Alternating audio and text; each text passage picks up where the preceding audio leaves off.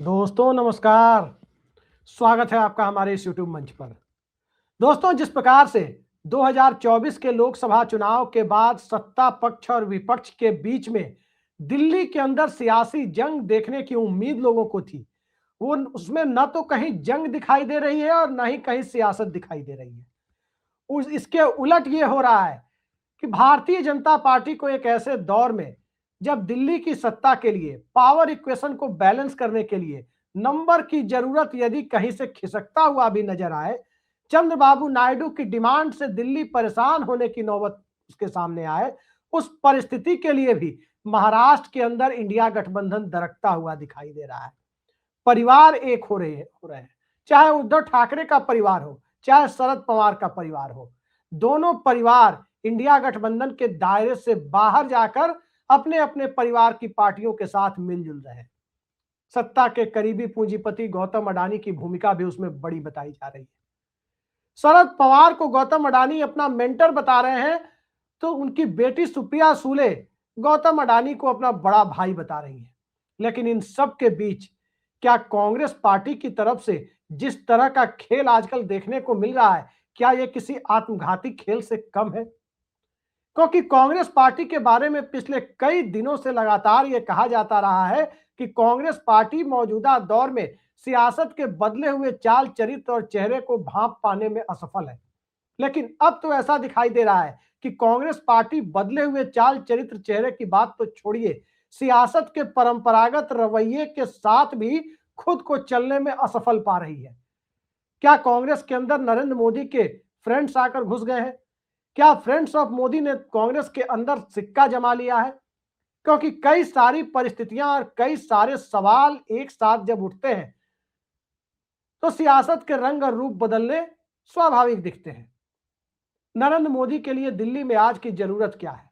नरेंद्र मोदी के लिए दिल्ली में आज की जरूरत यही है कि 272 का इंतजाम इस लोकसभा के बचे हुए 3.5 साल के कार्यकाल में ठीक ठाक ढंग से होता रहे, और 272 के इंतजाम के लिए नानी फैक्टर यानी नायडू नीतीश फैक्टर और उनके 28 सांसदों पर निर्भर रहने की बजाय उसका जुगाड़ कहीं और से भी हो जाए तो भला बुरा क्या है इसमें? यही महाराष्ट्र के 17 सांसदों वाली पार्टी के साथ हो रहा है। 8 सांसद शरद पवार की एनसीपी के हैं, तो 9 सांसद उद्धव ठाकरे की पार्टी के हैं, और ये दोनों इंडिया गठबंधन के बैनर तले जीत कर आए थे। लेकिन जो खबर आज निकल कर आई उसके मुताबिक कांग्रेस पार्टी महाराष्ट्र के लोकल बॉडी के इलेक्शन में इन दोनों अपने सहयोगी दलों से अलग जाकर प्रकाश आंबेडकर की पार्टी के साथ मिलकर चुनाव लड़ेगी। और महाराष्ट्र के राजनीतिक विश्लेषक बता रहे हैं कि प्रकाश आंबेडकर की पार्टी के साथ गठबंधन का सीधा मतलब है, यह बिल्कुल वैसी ही गलती है जैसी गलती 1996 में नरसिम्हा राव ने कांसीराम के साथ गठबंधन कर उत्तर प्रदेश में की, या 1997 में सीताराम केसरी ने लालू यादव के साथ गठबंधन कर बिहार में की थी। तो क्या कांग्रेस पार्टी अपने बचे खुचे जनाधार के साथ भी अपनी प्रयोग धर्मिता को आगे और अगले चरण तक ले जाने के लिए नई कवायद कर रही है? लेकिन मामला सिर्फ इतना भर नहीं है। इंडिया गठबंधन का सबसे मजबूत किला, लगभग सभी लोकसभा सीटें जीतकर इंडिया गठबंधन की झोली में डालने वाला राज्य, पिछले 2 चुनावों से एनडीए के लिए लगभग नो एंट्री का बोर्ड लगा देने वाला राज्य, क्या उसे कांग्रेस पार्टी के अंदर के तथाकथित स्लीपर सेल दूर करते जा रहे हैं? ताजा उदाहरण प्रवीण चक्रवर्ती के ट्वीट का है, और इस ट्वीट को यदि आप देखें तो सबको यह देखकर आश्चर्य होगा कि क्या कांग्रेस वाकई आत्मघाती फैसले ले रही है। प्रवीण चक्रवर्ती ने यह ट्वीट किया तमिलनाडु के कर्ज को लेकर, एक ऐसे दौर में जब तमिलनाडु चुनाव में जा रहा है, एक ऐसे दौर में जब इंडिया गठबंधन का सबसे मजबूत साथी डीएमके, जिसने राहुल गांधी के नेतृत्व पर और नेतृत्व क्षमता पर कभी सवाल नहीं उठाए, राहुल गांधी के साथ सत्ता में होने पर भी विपक्ष में होने पर भी लगातार मजबूती के साथ जमे रहे, और जब वो राज्य चुनाव में जा रहा है तो तमिलनाडु में कितना कर्ज है। अगर ऑल इंडिया प्रोफेशनल कांग्रेस के अध्यक्ष प्रवीण चक्रवर्ती, जो राहुल गांधी के बेहद करीबी बताए जाते हैं, यदि वो इस पर ट्वीट करते हुए नजर आए कि 2010 में उत्तर प्रदेश का कर्ज तमिलनाडु के दोगुना था और अब स्थिति उलट गई है, अब तमिलनाडु इस देश में कर्ज लेने वाले राज्यों के मामले में तीसरे नंबर पर आ गया है, तो क्या इसे डीएमके को चिकोटी काटने वाली भाषा नहीं कही जाएगी। डीएमके एक तरफ कांग्रेस का पार्टनर है और चुनाव के समय तमिलनाडु के कर्ज का जिक्र कांग्रेस पार्टी के एक विंग का मुखिया सोशल मीडिया साइट पर कर रहा है। इसके पीछे के कारण क्या हो सकते हैं? कई सारे सवाल एक साथ तब उस परिस्थिति में भी उठ जाते हैं जिस परिस्थिति में पश्चिम बंगाल का चुनाव होने वाला है। पश्चिम बंगाल में ममता बनर्जी का क्या होगा? पश्चिम बंगाल में कांग्रेस और सीपीएम की भूमिका और उनके गठबंधन के बीच कांग्रेस पार्टी की भूमिका क्या होगी? ये सवाल जब लगातार उठ ही रहे हैं, अखिलेश यादव कांग्रेस पार्टी को कितनी सीटें देंगे और क्या उत्तर प्रदेश विधानसभा चुनाव में भी वही खेल तो नहीं हो जाएगा जो बिहार में कृष्णा अल्लावरू और तेजस्वी यादव के बीच हुआ था, लालू परिवार और कृष्णा अल्लावरू के बीच हो गया था? क्या वही खेल तो उत्तर प्रदेश के चुनाव में नहीं हो जाएगा? ये सवाल अब प्रमुखता से जब उठने के लिए आगे बढ़ते हुए दिखाई दे रहे थे, ठीक उसी वक्त प्रवीण चक्रवर्ती का ट्वीट कांग्रेस पार्टी के सबसे भरोसेमंद अलायंस वाले राज्य को लेकर आता है, तो इसे कहा क्या जा सकता है? पिछले 2 लोकसभा चुनाव के आंकड़ों को देखिए। 39 में 38 सीटें इंडिया गठबंधन की, यानी बिल्कुल वैसी ही सफलता जैसी सफलता पिछले 2-3 लोकसभा चुनाव में गुजरात और मध्य प्रदेश में भारतीय जनता पार्टी को मिल रही है। लगभग एक तरफा सारी सीटें जीतने की स्थिति और जो प्रदर्शन राहुल गांधी के लिए, उनके गठबंधन के लिए एमके स्टालिन के नेतृत्व में डीएमके कांग्रेस अलायंस ने तमिलनाडु में करके दिया, अगर एक भी बड़ा राज्य मसलन गुजरात, राजस्थान, मध्य प्रदेश, इन तीनों जगह से थोड़ी थोड़ी सीटें या इन तीनों में एक जगह भी कांग्रेस क्लीन स्वीप कर गई होती, तो आज दिल्ली में कांग्रेस के नेतृत्व में इंडिया गठबंधन की सरकार चल रही होती। लेकिन उस ट्रस्टेड अलायंस पार्टनर के साथ चुनाव के वक्त इस तरह का राग अलापने वाले प्रवीण चक्रवर्ती क्या वाकई इंडिया गठबंधन और कांग्रेस के वेल विशर माने जा सकते हैं? अगर इन पर सवाल उठाए जाए तो जिस तरह से एक नरेंद्र मोदी की भक्त मंडली है, ठीक उसी तरह से एक राहुल गांधी की भक्त मंडली है, ठीक उसी तरह से इस देश के तमाम नेताओं की एक भक्त मंडली है। वो भक्त मंडली सोशल मीडिया में आकर और कमेंट बॉक्स में आकर तमाम तरह की उटपटांग बातें शुरू करती है। लेकिन क्या इस हकीकत को नजरअंदाज किया जा सकता है कि प्रवीण चक्रवर्ती के ट्वीट के बाद तमिलनाडु की सरकार और एनडीए का पार्टनर तो निश्चित तौर पर असहज हुआ होगा। चुनाव के समय असहज करने के पीछे की मंशा क्या थी? पिछले 1.5 साल से लोकसभा के अंदर नरेंद्र मोदी सरकार घिसट कर चल रही है। चंद्रबाबू नायडू क्या करेंगे आने वाले वक्त में, इसको लेकर इंडिया गठबंधन को जहां अपनी एकजुटता दिखाने की जरूरत थी, जहां वैकल्पिक सरकार की दिशा में प्रयास करने की जरूरत थी, वहां इंडिया गठबंधन के सहयोगी दल क्या एक दूसरे को निपटाने में लगे?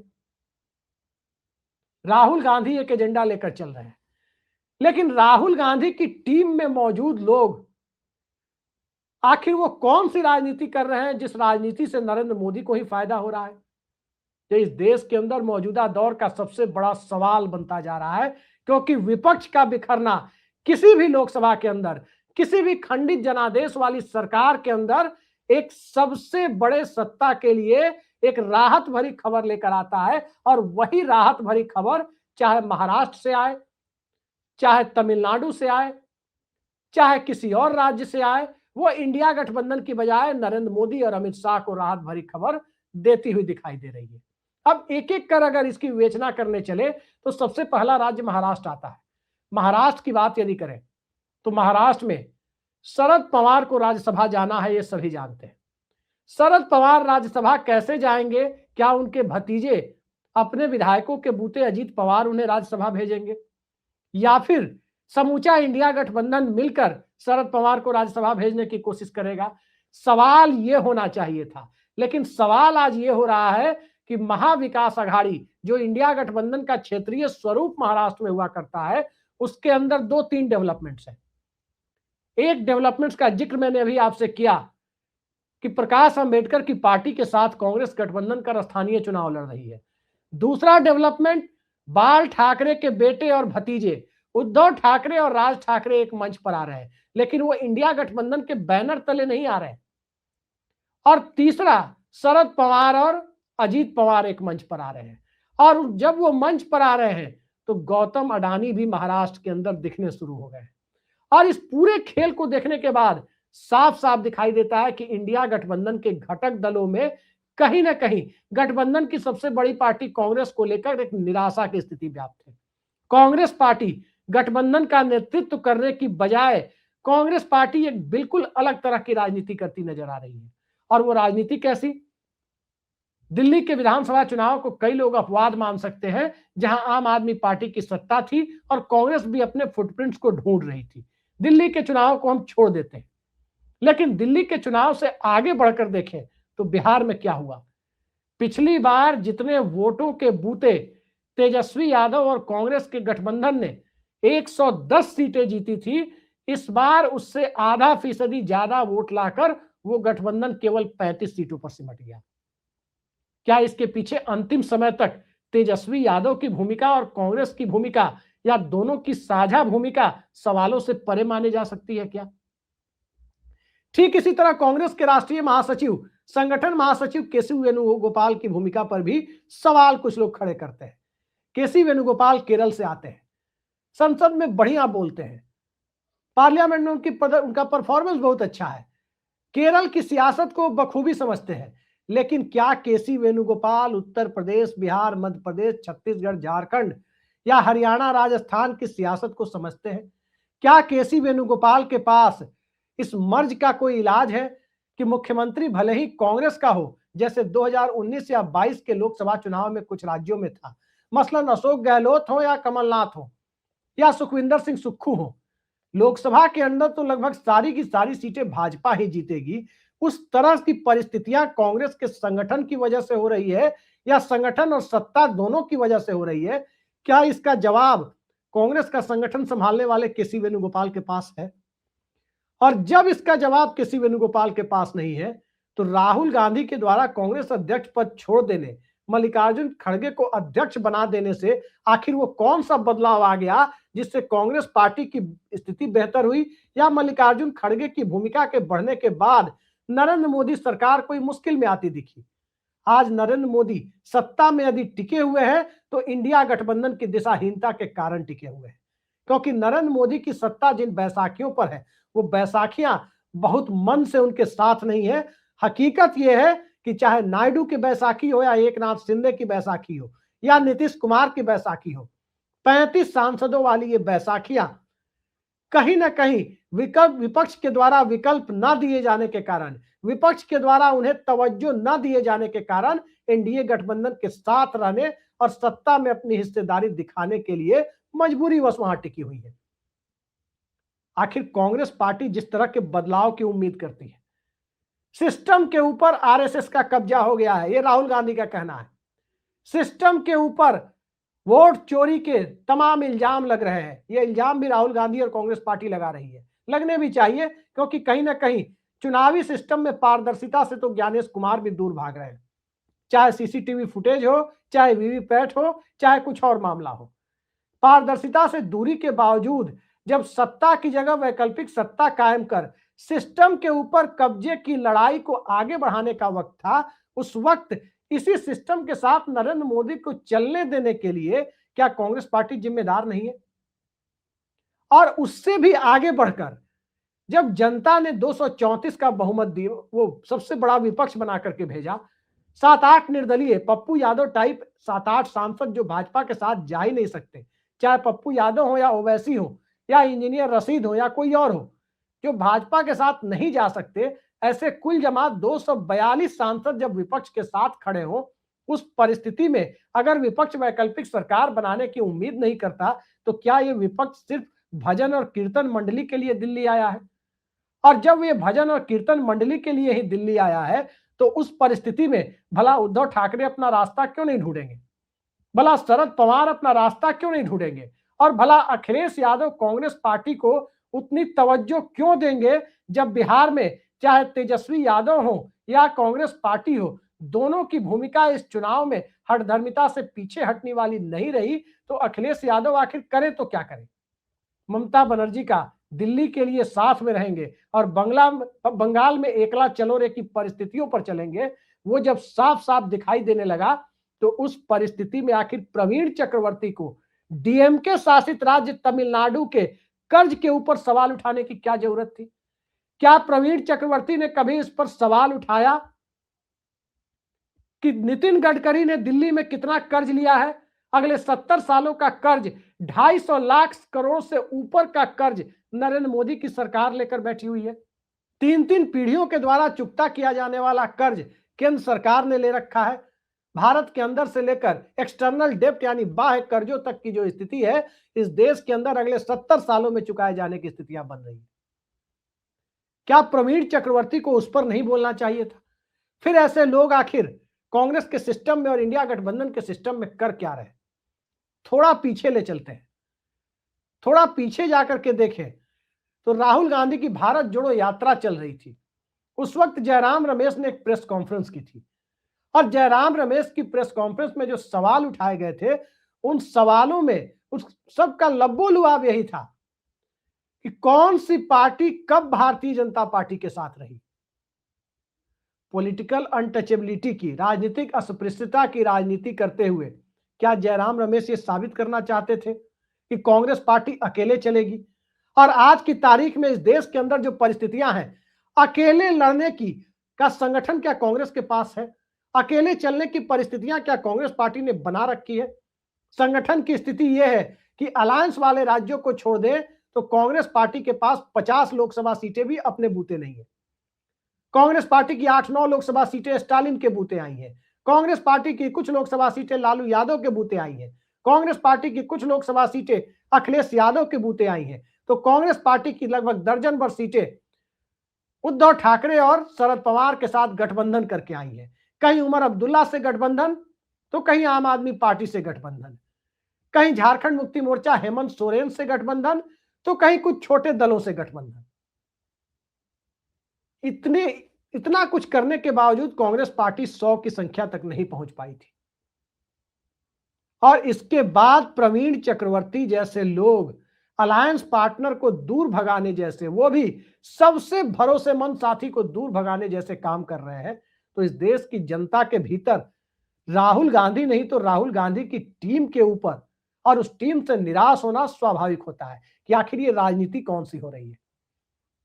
नरेंद्र मोदी की सत्ता को हटाने की बजाय विपक्ष के अंदर एक दूसरे को डिच करने की कोशिशें पार्टी को कहां लेकर जा रही है। कल से आज तक मैं 2-3 खबरें देख रहा हूं। उत्तराखंड में आवारा कुत्तों की गिनती के लिए प्रोफेसर को लगाया जाएगा, कॉलेज और यूनिवर्सिटी के प्रोफेसर को।